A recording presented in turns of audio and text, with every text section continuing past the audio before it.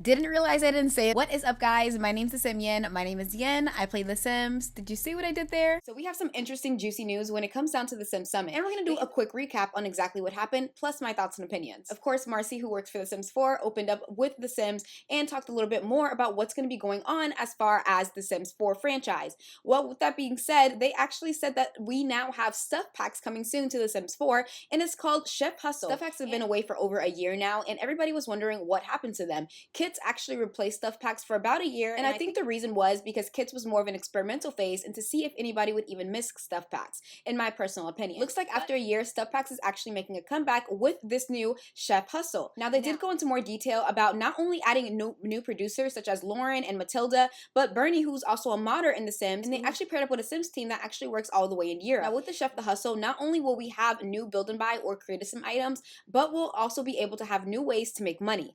They did end up mentioning that we are going to be added into a waffle maker, and one of the best parts is that you guys know that big giant cupcake machine that we've been getting in The Sims 4 that's a ridiculous way to make cupcakes. Well, we can now make them in the oven without any problem. So that's going to go a long way when it comes down to The Sims 4, because we all know that cupcake machine was just doing way too much all the damn time. They did also say that there's going to be small appliances, and with the Chef Stuff Pack, we can actually expect the trailer to be coming out this Thursday. That's right, this Thursday. So they're already getting the ball rolling on the roadmap, but I'm also curious to hear your opinions, because not only that, but we are getting a base game update where it's going to involve, we now have filters when it comes down to cooking. We can actually filter and maneuver exactly what we want when we decide to cook. There's going to be new UI, so that's going to be a very great addition to The Sims 4. They did say that we're going to get a lot of create a sim and build and buy items, and of course it's going to be coming with the chef outfit. I think this is going to work very hand in hand, especially with Dine Out, because some of these things are going to be added into a more neighborly mom and pop shop when people are actually designing their restaurants.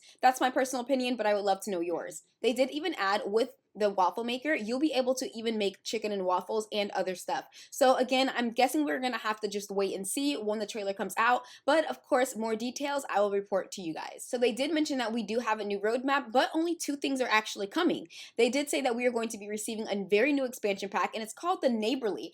Neighborly, that word specifically makes me feel like we might just get open world with one of the neighborhoods, but again, that is all speculation. I don't know, y'all let me know down below in the comments how you guys feel about that, but I do think that neighborly, that word specifically that they use, could be possible for an open world, and maybe it just might be easier for your sim to go place to place. We do know that open world has been wanted by the community for a very long time, and it's been over 9 years with every single expansion pack, game pack, or stuff pack that we have gotten with the new world. We unfortunately have not gotten any open communities, and I think that would be a great way to add not only to the EP, but if they didn't, it would be such a missed opportunity, especially with the play on words. Now, many simmers did take to Twitter, and of course in the live chat also stated that it was unfortunate that we were only getting an expansion and stuff pack, but they also did say and more, and that could have also be along with the base game updates that we should be receiving. Now, there's 4 months left out of the year, and I feel like the reason people are coming off a bit underwhelmed with this entire thing is because it's only 2 things that they mentioned that's actually confirmed as far as what we're getting when it comes down to the roadmap. Usually we get at least 3 different packs, but many people are wondering, because we're getting a 3rd expansion pack,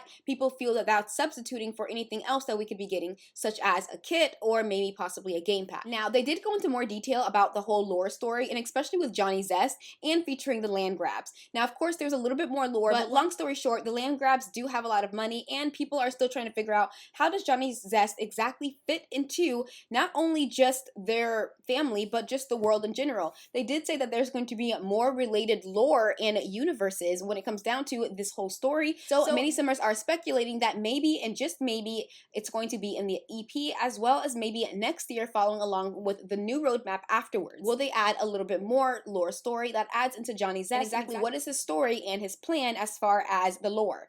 Next up, we have Project Renee. Now, many people did take to Twitter when they announced that Project Renee will actually be free. That's right, free. No subscriptions, and not only that, but they did say that weather was actually going to be one of the additions that are going to be coming for free. A lot of people did take to Twitter to announce that because the Project Renee will be free, a lot of people, including myself, are a little worried that there's going to be a lot of microtransactions with it being free upon release. They did say that they're also inviting new ways to play, and of course, we all did hear that Project Renee will not only be multiplayer, but across all console and PC platforms. Not only that, but also mobile. Again, a lot of people are trying to figure out how that's all going to work, and including myself, I do think it's going to be more of a hit or miss, but again, we will have to wait and see, and I don't think it's going to be coming out anytime soon. I think possibly within the next 3 years, but definitely not next year or the year after.